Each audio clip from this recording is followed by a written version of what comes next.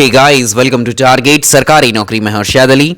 उत्तर प्रदेश के सरकारी स्कूलों में शिक्षक बनने के लिए आप कई वर्षों से तैयारी कर रहे होते हैं और इस तैयारी के दौरान आपको देखने को मिलता है कि ये भर्ती जो है आपकी कोर्ट में चली गई, किसी भर्ती का रिजल्ट ही जारी नहीं हुआ, यानी कई कई वर्षों तक आपको इंतजार करना पड़ता है। लेकिन इस बार उत्तर प्रदेश में जो जूनियर शिक्षक भर्ती है, जूनियर हाई स्कूलों में जो सहायक अध्यापकों की भर्ती है, जो कि 1894 पदों के लिए जिसका विज्ञापन एडवर्टीजमेंट जारी किया गया है, ये भर्ती इसका समय सारणी पूरा 2 महीने का है। यानी अगर आप चाहें, आप में जुनून है, अगर आप इस शिक्षक पेशे से बहुत प्यार करते हैं तो आप मात्र 2 महीने में ही इस शिक्षक भर्ती को क्रैक करके यूपी के सरकारी स्कूलों में शिक्षक बन सकते हैं। 2 महीने हमने क्यों बोला है? क्योंकि जो एडवर्टीजमेंट आया है, विज्ञापन आया है, इसके अकॉर्डिंग सारी डेट्स आ गई हैं आपकी। इस भर्ती प्रक्रिया को ऑनलाइन आवेदन कब से लिए जाएंगे, कब इसकी प्रक्रिया ऑनलाइन आवेदन की समाप्त होगी, कब आपकी परीक्षा होगी, कब आपका रिजल्ट, कब आपकी आंसर की जारी की जाएगी, ये सारी इंफॉर्मेशन एक शॉर्ट नोटिफिकेशन, एक शॉर्ट एडवर्टीजमेंट में जारी कर दी गई है। और 2 महीने के अंदर आपको ये मालूम हो जाएगा कि आप शिक्षक बने हैं या नहीं बने हैं। तो इस बात का आपको ख्याल रखना होगा कि यूपी में कोई भी शिक्षक भर्ती या कोई भी भर्ती इतनी तेजी से कराने की अभी कोशिश नहीं की गई, लेकिन ये पहली भर्ती होगी जो 2 महीने में करा ली जाएगी। तो इसके लिए आप बिल्कुल तैयार हो जाइए। अगर मगर कुछ नहीं है, बस सेल्फ स्टडी शुरू कीजिए। अब अभी ज्यादा सोच विचार करने की जरूरत नहीं है। सिलेबस आपके सामने है, सारी चीजें आपके सामने है, बस पढ़ाई शुरू कर दीजिए। तो इस भर्ती के बारे में हम डिटेल जानकारी लेंगे इस वीडियो में। आप इस वीडियो तक बने रहिए, वीडियो को लाइक और शेयर जरूर कर दीजिएगा। चलिए, इस वीडियो में हम एक एक बिंदु पर बात करेंगे बहुत अच्छे से, और इस की तैयारी आप कैसे कर सकते हैं, इस परीक्षा को कैसे आप क्रैक करके जो है शिक्षक बन सकते हैं। यहाँ पर बहुत आसान है, बहुत ही सिंपल है, बस ध्यान से सुनते जाइएगा। बहुत सारी चीज़ें हैं, आप इस एडवर्टीजमेंट के बारे में जान चुके हैं, लेकिन सिलेबस को हमें कैसे टैकल करना है, हम इसकी बात ज़्यादा करेंगे यहाँ पर। चलिए, तो पहले बात करेंगे हम जो है, अगर आप देखोगे 11 अप्रैल को ये परीक्षा होनी है और उसके लिए अभी आपके पास लगभग 55 डेज मान सकते हैं, 55 दिन अब से। लेकिन हम जो है 45 दिन की ही तैयारी करेंगे इसमें, और बाकी जो 10 दिन बचेंगे उसमें इसकी प्रैक्टिस की जाएगी। बात करेंगे इसमें योग्यता, लगभग आप जानते ही हैं, कुछ डाउट्स भी हैं आपकी योग्यता को लेकर, उस पर भी बात करेंगे। बुक्स कौन सी पढ़नी है आपको, सिलेबस को डिस्कस करेंगे, और मैक्सिमम स्कोर आप कैसे करेंगे 120 का, ये भी डिस्कस करेंगे इसमें। और एक कल का टाइमिंग आप नोट कर लीजिए, कल संडे है और कल संडे में जो है मैं लाइव आऊंगा। कल लाइव क्लास होगी मेरी 3 बजे। कल 3 बजे हम लाइव सेशन करेंगे टारगेट सरकारी नौकरी चैनल, इसी पर। इस भर्ती प्रक्रिया की अगर हम बात करें तो जूनियर हाई स्कूलों में यह भर्ती आई है, जो कि सहायक अध्यापक, असिस्टेंट टीचर के लिए है, और इसमें ही कुछ जो है प्रधान अध्यापक के लिए पद भी हैं। तो कुल मिलाकर जो है 1894 पद है, जिसमें सहायक अध्यापक के केवल 1504, यानी ज्यादातर पद जो है किसके हैं, वो सहायक अध्यापक के ही हैं। एग्जामिनेशन कब है इसका, ये डेट आ चुकी है ऑलरेडी, 11 अप्रैल को है आपकी परीक्षा। लगभग 2 महीना जिसे हम कह रहे थे, यानी 55 डेज आप मान सकते हैं, इतने ही दिन है आपके पास इसकी तैयारी के लिए। तो 10 तारीख को हमने एक लाइव सेशन लिया था जिसमें हम बात कर रहे थे 1894 पदों की इसी भर्ती के बारे में, और उसी दिन ये नोटिफिकेशन भी जारी हुआ था। तो वक्त आप मान लीजिए बिल्कुल एकदम फिक्स है आपके लिए। जब इसका नोटिफिकेशन आएगा, आप फॉर्म भरेंगे उसमें, तो उसमें भी काफी टाइम आप बर्बाद कर चुके होंगे, इसलिए पढ़ाई अभी से शुरू करनी होगी। इसलिए आज यहां डिस्कशन हम लोग कर रहे हैं। एलिजिबिलिटी को लेकर इसकी पहले बात करेंगे। योग्यता, एजुकेशनल क्वालिफिकेशंस क्या होनी चाहिए आपकी। सबसे पहले इस भर्ती में जो है जितने भी ग्रेजुएट्स हैं, जितने भी स्नातक हैं, उन सभी को अवसर मिलने वाला है। जी हाँ, आपके पास ग्रेजुएशन होना चाहिए। ग्रेजुएशन में आपके पास हो सकता है BA, BSc, BCom, BBA, BTech, ये सब ग्रेजुएशन में आ जाएंगे आपके। ग्रेजुएशन के साथ आपने अगर किया है बीएड, ग्रेजुएशन के साथ अगर आपने बीएड किया है तो आपको ग्रेजुएशन में 50% होना जरूरी है। और जिन्होंने बीटीसी, डीएलएड ये सब किया है वो भी इस फॉर्म के लिए एलिजिबल होंगे। अगर बीटीसी किया है तो उसके लिए परसेंटेज की रिक्वायरमेंट नहीं है। इसके साथ ही एडिशनल जो क्वालिफिकेशन चाहिए आपको, देखिए यहां पर आपको 2 तरह की चीजें हैं यहां पर। एक तो यूपी टेट है, सी टेट है। यूपी टेट और सी टेट में आपने जूनियर लेवल की परीक्षा जरूर दी होगी, तो आपका जूनियर लेवल का जो सी टेट है या यूपी टेट, ये भी क्वालिफाई होना जरूरी है। और आप सोच रहे होंगे कि बहुत सारे स्टूडेंट्स ने अभी तक जो है सी टेट, यूपी टेट नहीं दिया या क्वालिफाई नहीं है, तो क्या इस परीक्षा से पहले यूपी टेट की परीक्षा होगी? नहीं, यूपी टेट की परीक्षा इस सुपर टेट की भर्ती के बाद में होगी। पहले ही मेंशन कर दिया गया है एडवर्टीजमेंट के अंदर। यानी यह भी हो सकता है कि पहले आप इस परीक्षा को दे लेंगे, इस परीक्षा को अगर आप क्वालिफाई करते हैं, इस परीक्षा में मार्क्स अच्छे ले आते हैं कट ऑफ के ऊपर, तो आपको यूपी टेट की परीक्षा भी अगर आप दे देंगे तो उसमें भी आपको क्वालिफाई होना रहेगा और आपका सिलेक्शन हो जाएगा। बात आती है कि इसमें बीकॉम वाले, बीबीए वाले, ये सब किस वर्ग से या किस सब्जेक्ट से अप्लाई करेंगे। तो देखिए, इसमें अभी बीए वालों का क्लियर है, बीएससी वालों का क्लियर है कि वो कहां जाएंगे, किधर से भरेंगे, और भाषा वालों का भी डायरेक्टली क्लियर ही है। तो इसके लिए आप निश्चिंत रहिए। 18 को जैसे कि आप जान ही रहे हैं, उसमें जो एडवर्टीजमेंट दिया है इसमें ज्यादा स्पेसिफाई नहीं किया है क्वालिफिकेशन को लेकर के। वो 18 के नोटिफिकेशन के बाद ही क्लियर होगा। सब लोग डिसाइड कर पाएंगे कि कहां किसको फॉर्म भरना है और किस सब्जेक्ट से भरना है, क्योंकि यहां पर जो बताया गया है जूनियर के लिए अगर आप देखेंगे तो इसमें जो सामाजिक अध्ययन है या सामाजिक विषय या एसएसटी है, एसएसटी और जो मैथ्स एंड साइंस है, इसको लेकर के ये जो है भर्तियां की जाती हैं असिस्टेंट टीचर की। लेकिन यहां पर भाषा को भी शामिल किया गया है। तो यहां पर 3 तरह के टीचर चुने जाएंगे। एक होंगे भाषा के, दूसरे सामाजिक विज्ञान और तीसरे होंगे गणित एवं विज्ञान के।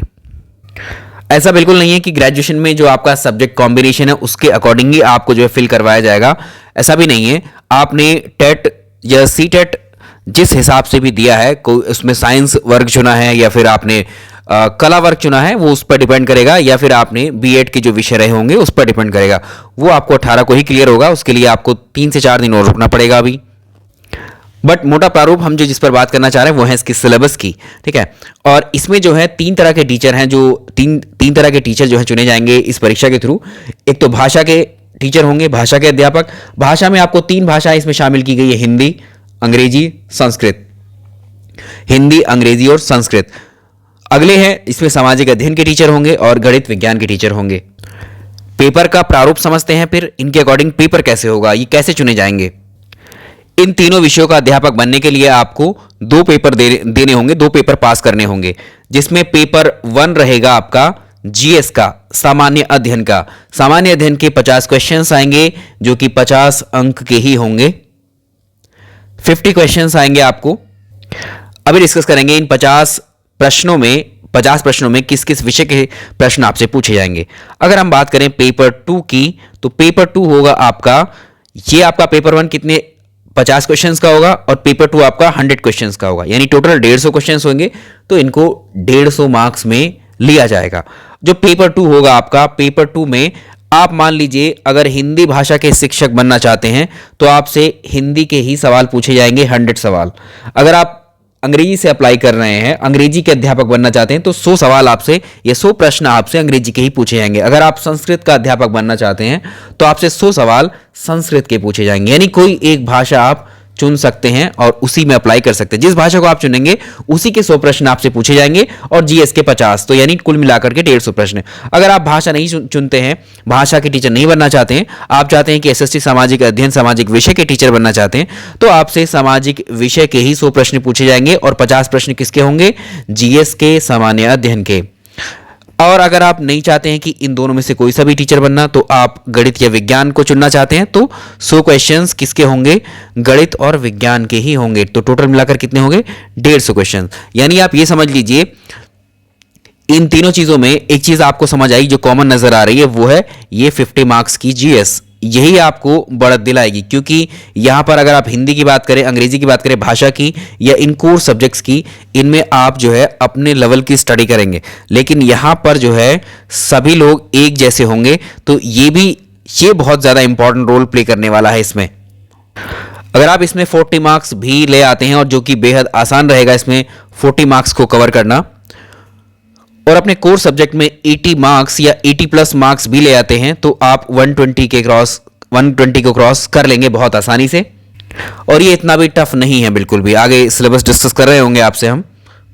अगर आप इसमें देखोगे जीएस में लगभग 20 प्लस क्वेश्चंस तो आपको करंट अफेयर्स के ही मिल जाएंगे।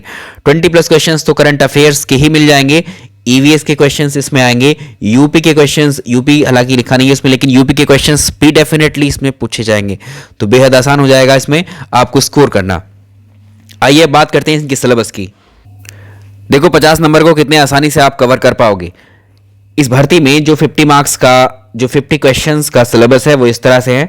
राष्ट्रीय एवं अंतर्राष्ट्रीय महत्व की समसामयिक घटना यानी करंट अफेयर्स की बात की जा रही है। 20 क्वेश्चंस तो लिख करके रख लीजिए, यहां से ही आ जाएंगे आपको।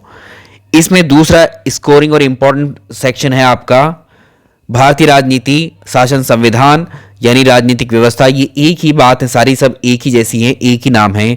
पंचायती राज बहुत आता है इसमें, ठीक है, तो यहां से प्रश्न मिलेगा ही मिलेगा आपको। यहां से आप 5 मार्क्स मान सकते हैं इसका। और इसके बाद आएगा तीसरा सबसे इंपॉर्टेंट भूगोल। भूगोल को भी आप 5 मार्क्स में या 5 क्वेश्चंस में डिवाइड कर सकते हैं। तो मेजर जो पोर्शन रहेगा वो यहाँ स्कोर करने का क्या रहेगा, यहां पर करंट अफेयर्स। और इसमें एक चीज और आपको देखने वाली होगी, ये वाला सेक्शन जो है आपको, ये किसका है, ये रीजनिंग का है। बहुत ही फ्री के क्वेश्चंस आएंगे, मतलब आपको फ्री के नंबर्स यहां से मिल जाएंगे। Classification, clocks, calendar, coding, inequalities, coding, decoding, ये सारे क्वेश्चंस आपको यहां से भी मान लीजिए 5 क्वेश्चंस भी अगर आप लेते हैं यहां से, तो ये कितने हो गए, 5, 10, 15 और ये हो गए 35 नंबर। और पर्यावरण के क्वेश्चन बहुत सिंपल आते हैं। इतना तो जितना भी यहां पर लिखा हुआ है जीएस का 50 मार्क्स का, इतना तो हम ऑलरेडी आपको पहले ही पढ़ा चुके हैं खंड शिक्षा अधिकारी की, जब हम आपको परीक्षा की तैयारी करवा रहे थे। और साथ ही इतने नोट्स भी अवेलेबल हैं आपको, वही नोट्स आपको पढ़ने होंगे, अलग से कुछ नहीं होता है, ठीक है। ये नोट्स हम अपने टेलीग्राम चैनल में आपको उपलब्ध करा देंगे, सारे एक साथ आज या कल में करवा देंगे, क्योंकि अब इसमें टाइम बचा नहीं है। आप वो नोट्स ले लीजिएगा, उनको पढ़ना शुरू करिए। उसमें एक तो आपको देखो पॉलिटी के नोट्स मिलेंगे, मेरे 100 नोट्स हैं पॉलिटी के इसमें। साथ ही पॉलिटी के साथ हिस्ट्री के हैं, हिस्ट्री कंप्लीट हिस्ट्री है उसमें, तीनों हिस्ट्री हैं, ठीक है। और ज्योग्राफी है, भारत का भूगोल है इसमें ज्योग्राफी में। और ईवीएस के नोट्स हैं, करंट अफेयर्स हैं। इतना सारा सेक्शन तो आपको अभी मिल जाएगा। अभी हमने आपको लगभग 15 मॉक टेस्ट कराए थे करंट अफेयर्स के, उनको जरूर देखिएगा, वो सुपर टेट के ही कराए हुए हैं, उनको भी हम अपलोड कर देंगे, इनको अरेंज करके एक सीक्वेंस में। तो इतना डेटा, इतना मैटर आपके लिए अभी अवेलेबल है। इस पर ज्यादा फोकस आप जो है इन नोट्स को उठाइए और इन्हीं को पढ़ना शुरू कर दीजिए। इन्हीं में से प्रश्न बन जाएंगे आपको, इन्हीं नोट्स में से क्वेश्चंस मिल जाएंगे, गारंटी है ये मेरी आपको। इन नोट्स में एक एक चीज को, एक एक पॉइंट को बहुत अच्छे से मैंने समझाया हुआ है, और इसको आप नोट्स को अपने पास रखेंगे और साथ ही इनको मैं पढ़ाऊंगा भी आपको। चैनल पर क्वेश्चंस की प्रैक्टिस के साथ साथ थ्योरी भी करवाई जाएगी। तो थ्योरी क्लासेस आप हमारी एप्लीकेशन से भी ले सकते हैं, एप्लीकेशन का लिंक है डिस्क्रिप्शन में। विज्ञान के क्वेश्चंस फिक्स होते हैं, कौन से आएंगे वो सब आपको बता दिया जाएगा, ठीक है। ये सब जैव विविधता, देखिए ये सब हम करवा चुके हैं आपको, और इसको फिर से करवा दिया जाएगा एक रिवीजन के तौर पर। तो ये बहुत आसान है, ये 50 नंबर तो आप ऐसे ही ले आओगे, इन नोट्स के थ्रू ही ले आओगे, तो इसकी चिंता करने की जरूरत नहीं है। आप चैनल पर बने रहिए, तैयारी बिल्कुल विधिवत करवाई जाएगी, बिल्कुल निश्चिंत रहिए। एक एक वीडियो, एक एक जो भी लाइव होगा हमारा बहुत इंपॉर्टेंट होगा, एज इट इज फॉलो करते जाइएगा, सिलेक्शन हो जाएगा। बहुत स्टूडेंट का सिलेक्शन हुआ है पिछली भर्तियों में, आपसे जल्द ही मिलवाएंगे, हमने जैसे बात की थी, आपसे वादा भी किया था इस चीज का। इसमें देखो अब हम बात करें, देखो हमने यहाँ प्रधान अध्यापक की बात नहीं की है, हम केवल सहायक अध्यापक की ही बात कर रहे हैं। तो 50 नंबर का सेक्शन हो गया ऊपर। अगर आप हिंदी के टीचर बनना चाह रहे थे तो आपको हिंदी के 100 सवाल पूछे जाएंगे या 100 मार्क्स के क्वेश्चंस पूछे जाएंगे। इसमें हिंदी में इसने सिंपली क्या दिया है, हिंदी साहित्य एवं भाषा का इतिहास, हिंदी लिटरेचर और इस लैंग्वेज की क्या हिस्ट्री रही है, ये इसने एक सिंपली एक लाइन में डिस्क्राइब कर दिया। अब इसमें जितनी भी डिटेलिंग है वो हमें करनी पड़ेगी, सारी की सारी पढ़नी पड़ेगी। व्याकरण उसने बोल दिया, ग्रामर तो ग्रामर का कोई भी एक कोना भी नहीं छूटेगा, इसमें सब कुछ शामिल कर लिया गया है। अपठित और जो गद्यांश होते हैं, पद्यांश होते हैं, उनको प्रमुख लेखक और उनकी कवियों का सामान्य परिचय, तो इसको वीरेंद्र सर आपको पढ़ाएंगे। कल ही एक वीडियो में इसका पूरा सिलेबस डिस्कस करेंगे कि इन टॉपिक्स के अंदर क्या क्या सब टॉपिक्स आपसे पूछे जाएंगे, एज इट इज आप देखना, वहीं से प्रश्न उठाए जाएंगे। वीरेंद्र सर की हिंदी बहुत अच्छी है, आपने क्लासेस नहीं देखी हैं तो चैनल पर क्लासेस अपलोडेड हैं। शुरुआत की 2 क्लासेस हैं, कल आप सर की ये क्लास आएगी जिसमें ये सिलेबस डिस्क्राइब किया जाएगा पूरा। इन सिलेबस इन चार जो टॉपिक हैं आपको ये दिख रहे हैं, इनके अंदर सब टॉपिक कौन कौन से टॉपिक कवर किए जाएंगे या किन किन से प्रश्न पूछे जाएंगे, जो आपको जानना बेहद जरूरी है। तो एक सही रणनीति, एक सही स्ट्रैटेजी को लेकर के हम चलेंगे। यहाँ पर हर एक चीज से आपको अवगत कराना जरूरी है। यहाँ पर ठीक इसमें जो है इस संस्थान आयोग ने जो भी है, इसमें जो है इंग्लिश विषय, हिंदी विषय के लिए बिल्कुल सिर्फ 4 लाइन में सिलेबस डिफाइन कर दिया है। सेम बिल्कुल जैसे हिंदी का सिलेबस बनाया है वैसे ही इंग्लिश का सिलेबस भी बनाया है। आप देख लीजिए, कोई ज़्यादा फर्क नहीं मिलेगा। देखिए, हिस्ट्री ऑफ इंग्लिश लिटरेचर, जैसे ये भाषा का इतिहास है, हिंदी भाषा का इतिहास पूछ लिया, यहाँ पर इंग्लिश भाषा का इतिहास। ठीक है, इसमें क्या है, लिटरेचर का इतिहास है, और यहाँ पर लैंग्वेज वही है, सिंपल। यहाँ ग्रामर है, यहाँ भी ग्रामर है, यहाँ पर अनसीन पैसेज है, ये रखें सामने, writers general introduction of their work, simple वही है। तो इनमें से जो भी आप भाषा के शिक्षक बनना चाहते हैं, इसको भी मैम आपसे डिस्क्राइब करेंगी। वंदना मैम इंग्लिश पढ़ा रही हैं, आपने देखी है वंदना मैम की क्लासेस, बहुत ही इंपॉर्टेंट क्लासेस हैं। यहां पर आपको सिखाने के साथ साथ इस परीक्षा को क्वालिफाई, इस परीक्षा को क्रैक करने की भी तैयारी हम लोग साथ में ही कराएंगे। हमने जैसे आपसे बताया कि पिछली 4 परीक्षाएं मैंने पढ़ाई हैं आपको, जिसमें 69,000 शिक्षक भर्ती है, एलटी गेट शिक्षक भर्ती है, खंड शिक्षा अधिकारी है, और यूपी टेट की 2 परीक्षाएं भी पढ़ाई हैं। उनमें बहुत सारे स्टूडेंट्स के सिलेक्शन हुए हैं। बस इत्मीनान के साथ पढ़ते जाइए, पढ़ने में आपकी रुचि क्रिएट होती जाएगी हमारे साथ में। देखो, यहाँ पर एक वादा है आपसे, आपको जो है पढ़ने में मन नहीं लगता है, नहीं समझ में आते हैं विषय, कोई दिक्कत नहीं है।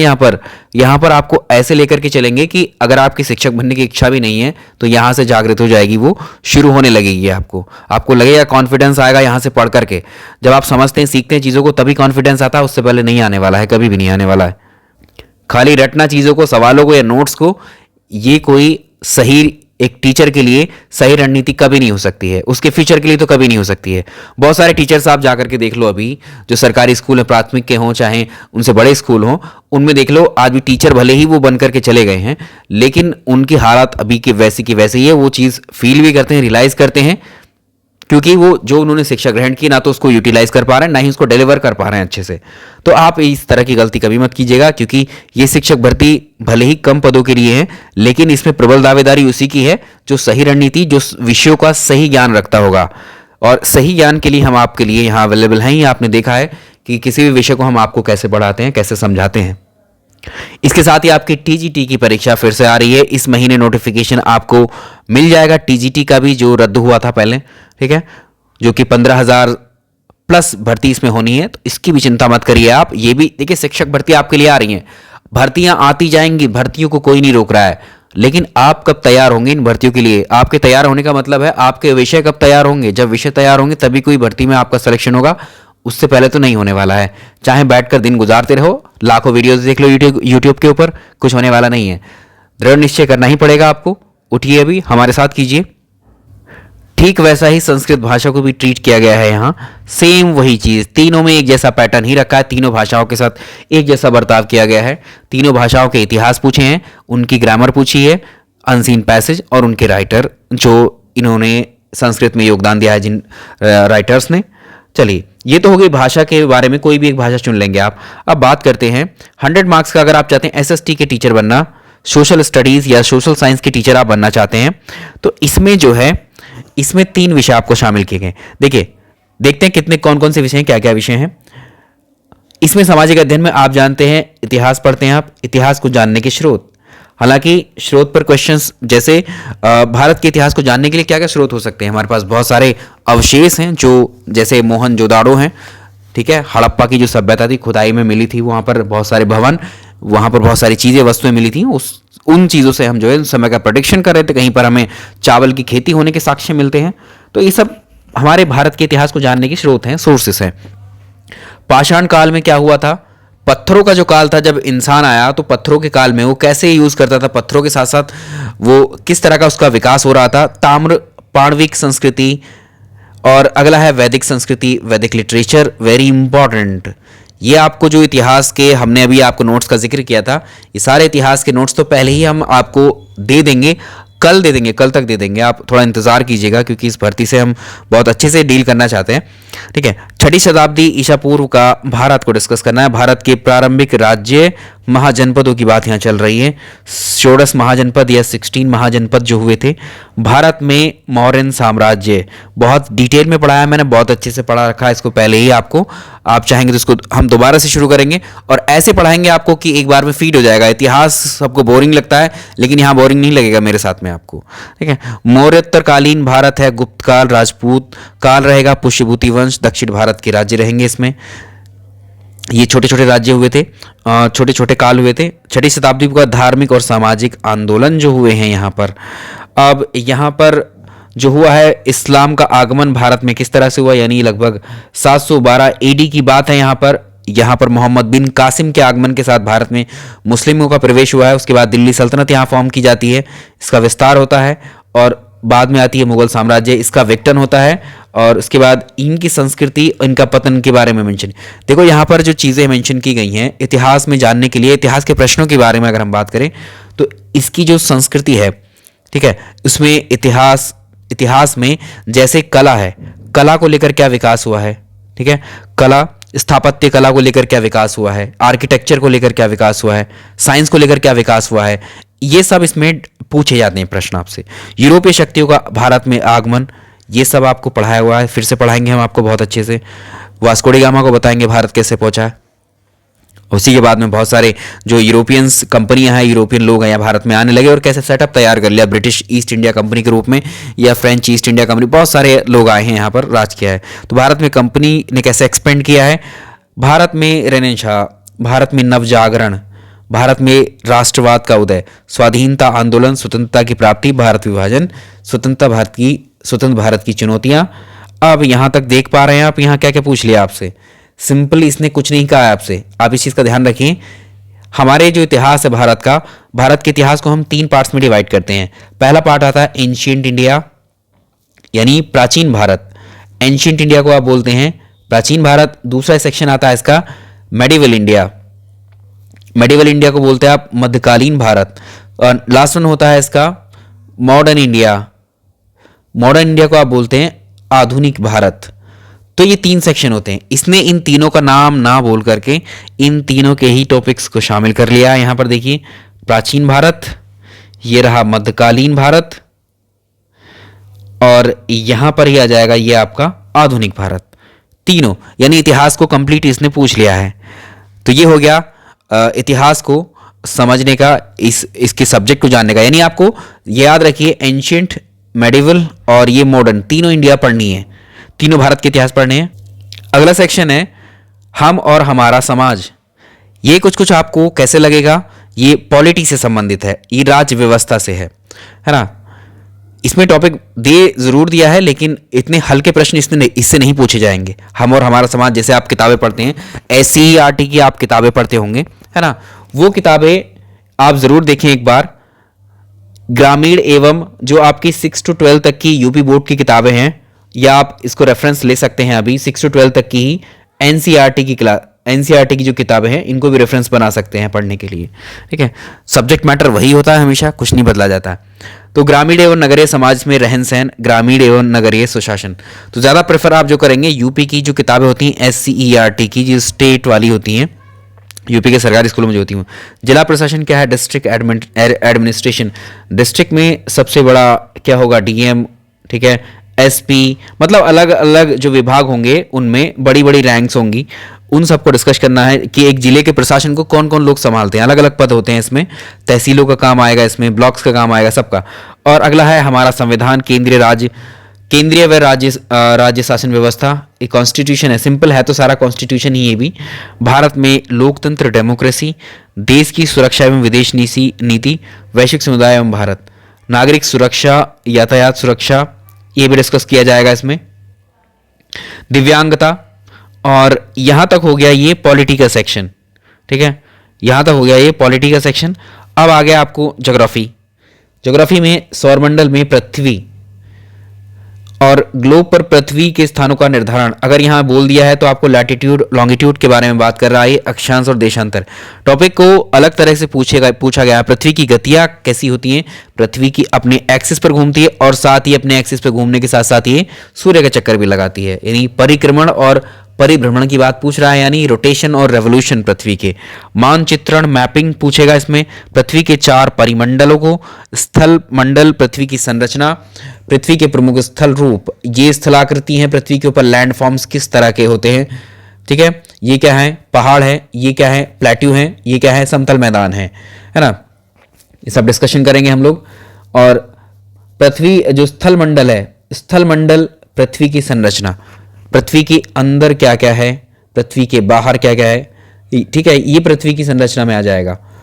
पृथ्वी की संरचना, एक तो इंटरनल संरचना है, इंटरनल स्ट्रक्चर है पृथ्वी का, और बाहर भी क्या है, नदियां हैं, पेड़ हैं, और ये क्या है, कहीं पर लैंड से अलग अलग तरह के, ये सब आ जाएंगे इसमें। विश्व में भारत, भारत का भौतिक स्वरूप, यहाँ पर मृदा की बात चल रही है, सॉइल भारत का, और यहाँ फर्टिलाइजर्स का प्रयोग, महत्व, वनस्पति एवं वन्यजीव, इन पर क्या कानून बने हैं, इनको लेकर ही ज़्यादा इंपॉर्टेंट है। भारत की जो क्लाइमेट है, आर्थिक संसाधन है, यातायात, व्यापार, ठीक है। अब है उत्तर प्रदेश, मेंशन कर दिया गया। उत्तर प्रदेश जो है भारत में स्थान किन किन, जैसे उत्तर प्रदेश का जनसंख्या में क्या स्थान है भारत में, हर एक चीज़ में क्या स्थान रहेगा भारत का, राजनीतिक विभाग, जलवायु, मृदा, यानी जैसे भारत का भूगोल हम पढ़ रहे थे, उसी के पैरेलल हम उत्तर प्रदेश का भूगोल पढ़ेंगे, उसकी जनसंख्या, नगरीकरण, ये सारे डिस्कशन रहेगा इसमें। वायुमंडल, एटमॉस्फेयर पढ़ना है, सेपरेट टॉपिक है, आराम से पढ़ लेंगे। जलमंडल। अगला देखिए, संसार के प्रमुख प्राकृतिक प्रदेश, जनजीवन, खनिज संसाधन, ये बहुत सिंपल टॉपिक हैं, इनमें कुछ नहीं होता है ज़्यादा। प्रश्न जो है यहीं से पूछे जाएंगे आपसे, ये वाले सेक्शन से। यहां पर आ गया आपका अर्थव्यवस्था, ये है आपकी क्या है, इकोनॉमी, इकोनॉमिक्स आ गया यहाँ पर, तो ये देख लीजिए, इसमें भी प्राकृतिक संतुलन, संसाधनों का प्रयोग, पर्यावरण, प्राकृतिक संसाधन, उनकी उपयोगिता, ये टॉपिक बहुत इंपॉर्टेंट, कई जगह भी हमने देखा है इसी में आपको।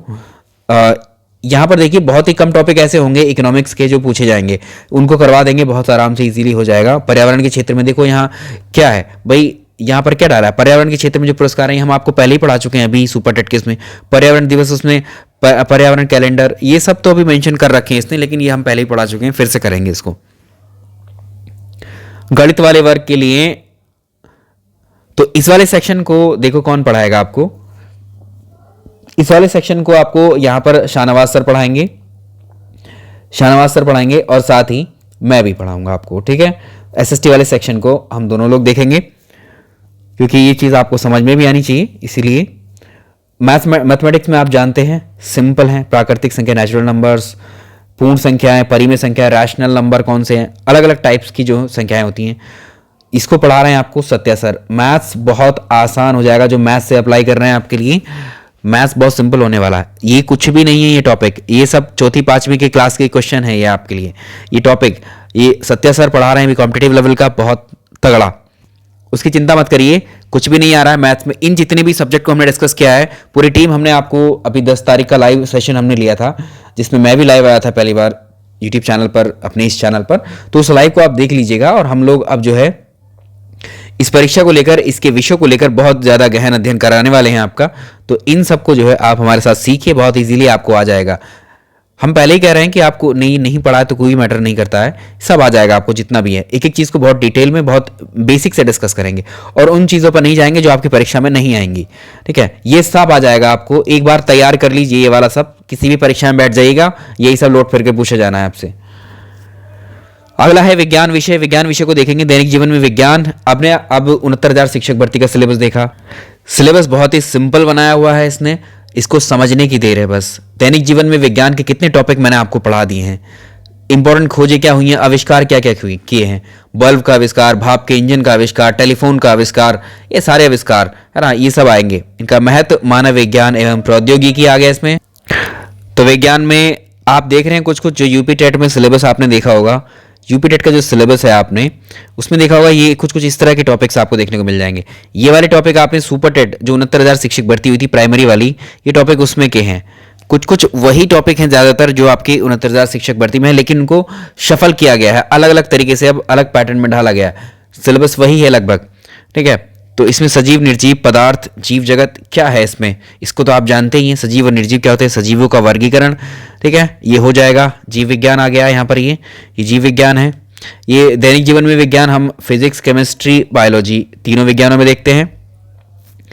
जंतु वनस्पति के आधार पर पौधों का वर्गीकरण हो जाएगा इसमें, प्लांट का क्लासिफिकेशन और एनिमल्स का क्लासिफिकेशन, मैंने कुछ टॉपिक इसके पढ़ाए थे आपको। जीवों में अनुकूलन किस तरह से होता है, जंतु एवं पौधों में परिवर्तन, ये सारे टॉपिक्स आपको कवर कराए जाएंगे।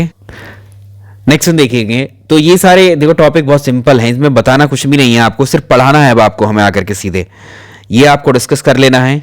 बहुत सिंपल सिंपल से टॉपिक दे दिए हैं आपको, ये कुछ भी नहीं है, सब हो जाएगा आपका, ठीक है। ऊर्जा ध्वनि, ये सब 69,000 शिक्षक भर्ती वाले हैं, ये सब आप पढ़ चुके हैं पहले ही बचपन से, लेकिन इनको अब हम कॉम्पिटिटिव एग्जाम के लिहाज से पढ़ाएंगे आपको बहुत अच्छे तरीके से, ये सब हो जाएगा आपका। तो विज्ञान के जो विषय हैं, विज्ञान में आपको पढ़ाने वाला हूं, विज्ञान में पढ़ाने वाला हूं आपको।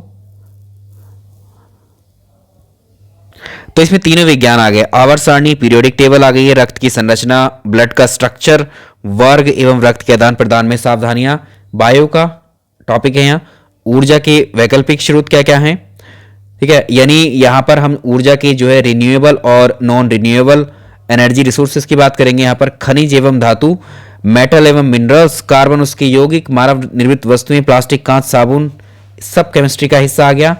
फिजिक्स का हिस्सा ऊष्मा एवं ताप, अम्ल, क्षार, लवण, ये केमिस्ट्री आ गया, ठीक है, ये केमिस्ट्री आ गया। तो यहां पर जल की आवश्यकता, उपयोगिता, गुण एवं प्रदूषण, यहां पर ये इंपॉर्टेंट आ गया, ठीक है। तो ये सारी चीजें हम डिस्कस करेंगे अपने इस कोर्स में। तो आप लोग हमारे साथ जुड़ जाइए, अब चैनल पर रेगुलर आपको क्लासेस मिलनी शुरू हो जाएंगी। एक टाइमिंग और हम आपके साथ फिक्स करेंगे, और मंडे से हम जो है, याद रखिएगा, मंडे से यानी 15th ऑफ फेब से जो है हम इसके कोर्स स्टार्ट कर रहे हैं, बैच स्टार्ट कर चुके हैं। बैच कल शाम तक अनाउंस कर देंगे। 15 फरवरी से इसकी प्रॉपर क्लासेस आपको शुरू हो जाएंगी एप्लीकेशन पर, हमारे टारगेट सरकारी नौकरी के एप्लीकेशन पर। एप्लीकेशन का लिंक डिस्क्रिप्शन में टारगेट सरकारी नौकरी के ही नाम से है, या फिर आप गूगल प्ले स्टोर पर जाकर भी सर्च कर सकते हैं। जो लोगो आपको यहाँ मिल रहा है चैनल पर, वही लोगो लगा हुआ है। तो यहाँ पर आप जो है, हमने आपके लिए यहाँ पर एप्लीकेशन पर क्या सुविधा की है, जो चारों कोर्स हैं, जो चारों विषय आपको दिख रहे हैं, भाषा है और आपको सामाजिक विज्ञान है, गणित और विज्ञान, गणित विज्ञान है, सामाजिक अध्ययन है और भाषा, इन चारों को सिंगल एक बार आप रजिस्टर करते हैं तो आपको चारों अनलॉक हो जाएंगे। आपकी जो भी एलिजिबिलिटी होगी, जो भी क्वालिफिकेशन होगी, जब 18 को नोटिफिकेशन आएगा उसके अकॉर्डिंग आप चूज कर लेंगे अपने विषय में कौन सा पढ़ना है। कभी भी आप रैंडमली सेलेक्ट कर सकते हैं, कभी भी चेंज कर सकते हैं। इस कोर्स में ये सहूलियत आपको दी गई है, जिसमें जीएस भी हम आपको पढ़ाएंगे, जीएस के सारे सब्जेक्ट 6 से 7, और बाकी जो आपका 100 मार्क्स का है, ये कंप्लीट कोर्स रहेगा और बिल्कुल नियमबद्ध तरीके से इसको करवाएंगे हम लोग। तो आप लोग जाकर एप्लीकेशन पर इस कोर्स को चेक कर सकते हैं। अभी एप्लीकेशन पर कोर्स नहीं दिख रहा है, लेकिन कल संडे से आपको जो है वो कोर्स भी दिखने लगेगा, थोड़ा सा इंतजार कर लीजिएगा उसका भी। और कल आपको हिंदी की क्लास आएगी, सिलेबस वाली, वो सर डिस्कस करेंगे आपको, वीरेंद्र सर। इंग्लिश की क्लास आएगी, सिलेबस डिस्कस किया जाएगा डिटेल में आपको। मैथ्स की क्लास आएगी, सिलेबस डिस्कस किया जाएगा। और अगले दिन मंडे से आपको प्रॉपर क्लासेस शुरू हो जाएंगी। कल हम सिलेबस से ही डिस्कस करेंगे। कल मैं लाइव आ रहा हूँ 3 बजे, तो आप 3 बजे की क्लास जरूर ज्वाइन करिएगा। Thank you so much. इस वीडियो में इतना ही रहने देते हैं।